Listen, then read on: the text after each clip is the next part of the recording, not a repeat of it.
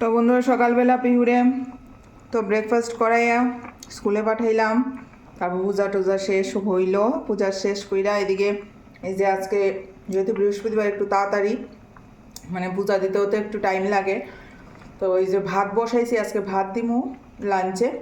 তো ভাত আর এদিকে মুগ ডাল আর এই যে সবজি কাটছি পাঁচমিশালি, তো ডাল ফুটাইয়া করমু। এখানে আছে ফুলকপি, ফুলকপির ডাঁটা, গাজর, পেঁপে আর এই দেখেন এখানে ছোট ছোট কারকল, বড় কারকলটি আনে না, খাইতেই চিনে না। তো মিষ্টি আলু আছে আর একটা আলু, ভিন্ডি, বিনস, বরবটি, তো এটা এখানে দিয়া দিমু। আর রান্নার পরে অবশ্যই আপনারা দেখাম কেমন হয়েছে। তো এটি দিয়া দেই, সিদ্ধ হইয়া যাবো গা। তো এখন আমি নুনও দিয়া দিমু সবজিটা দিয়া। তো আপনারা কে কি রান্না করতেছেন আজকে দুপুরের মেনুতে?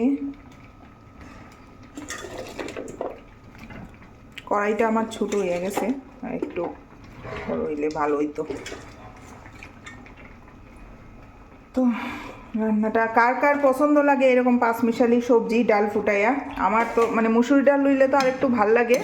তো মুসুরি ডালে কি হয়, পেইনটা বাইরে জায়গা, যারা বাত আছে বা নর্মালি যারা মানে ব্যথা হয় না তারারও ব্যথা করে, মুসুরি ডালে পেইনটা খুব বাড়ায়।